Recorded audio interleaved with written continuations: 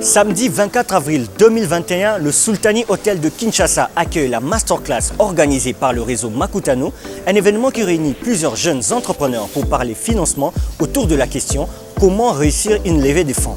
Un thème qui sera abordé par plusieurs panélistes de renom. Pour la petite histoire, depuis sa création il y a 7 ans, le réseau d'affaires Makutano s'est donné comme objectif premier de favoriser la réappropriation économique africaine par les Africains. Centré sur le business leader du continent, il n'en oublie pas pour autant les jeunes entrepreneurs. Le réseau leur consacre ainsi chaque année un forum dédié appelé le Makutano for Youth et régulièrement, le réseau leur propose des séminaires, des formations et des mentorings à haut niveau. C'est donc dans ces cadres que le Makutano a proposé une masterclass autour du financement.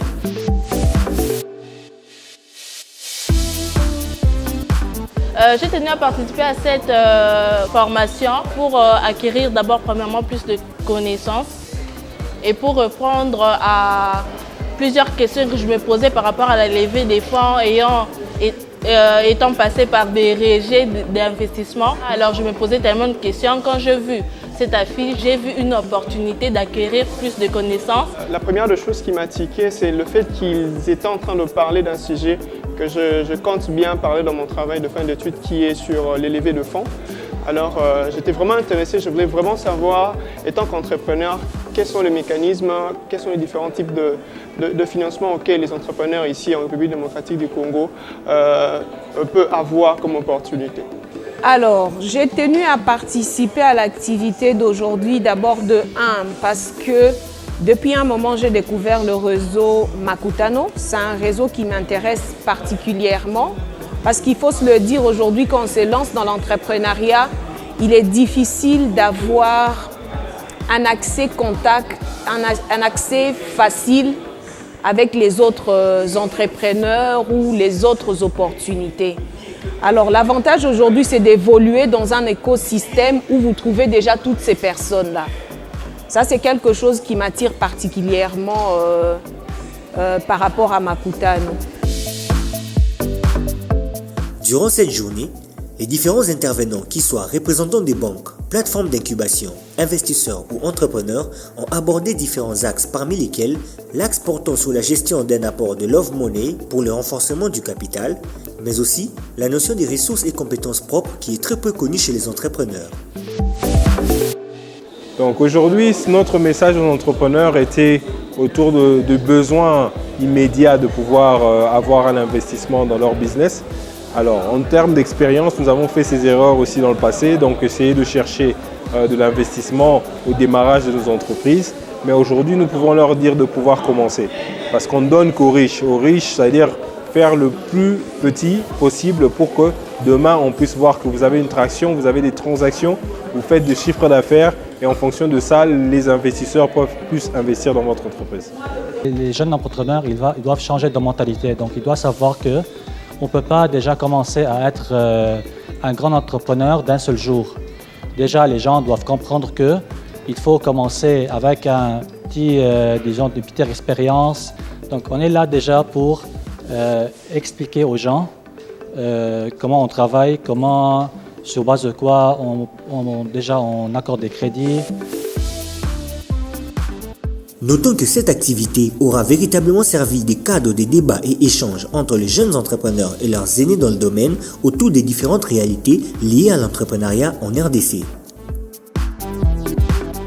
Alors aujourd'hui, je suis extrêmement ravie et enthousiaste quand je me rends compte qu'il y a autant de jeunes entrepreneurs et entrepreneuses, de PME et de start-up qui veulent s'en sortir, qui recherchent de l'information, qui veulent s'éduquer, devenir plus sophistiqués à la fois dans la gestion de leur entreprise et dans leur approche à la levée de fonds.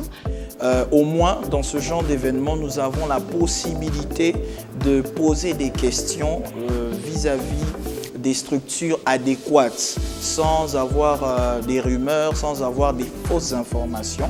Voilà pourquoi il est important d'organiser ce genre de panel, parce que nous percevons de manière directe une réponse claire d'une structure habilitée. Alors de telles initiatives, elles sont intéressantes, elles sont très, très bonnes, parce que ça nous permet d'apprendre et d'élever des équivoques sur des zones d'ombre que les entrepreneurs nous avons. Je trouve que ça vaut la peine de parler de ces initiatives. Ça aide vraiment les entrepreneurs. Parce que ces gens que nous rencontrons ici, nous ne les rencontrons pas tous les jours. Et donc, c'est vraiment une très belle opportunité. Par exemple, pour mon propre cas, j'ai eu à bénéficier d'un achat considérable de la part des Makutano. J'ai eu à réseauter, c'est-à-dire à faire le networking. Et tout ça, ça permet en fait de construire notre réseau. Et on doit vraiment en parler. On doit en parler encore. On doit promouvoir ces telles initiatives parce que ça aide beaucoup les entrepreneurs et tous les acteurs, que ce soit de l'écosystème entrepreneurial ou bien tous ceux qui veulent se lancer. À tous les entrepreneurs, à tous les jeunes entrepreneurs, le Makutano se donne la mission d'être votre porte-voix, d'être aussi votre formateur. Alors, dans les prochains jours, nous allons organiser plusieurs masterclass sur différentes thématiques et différents sujets à Kinshasa et à l'intérieur du pays. Nous attendons de vous l'engouement. Il faut aller chercher l'information, comme on l'a dit aujourd'hui, justement dans le but de pouvoir progresser, de grandir, parce que c'est ce que le Makutano souhaite pour l'Afrique et c'est ce que nous souhaitons à tous les entrepreneurs.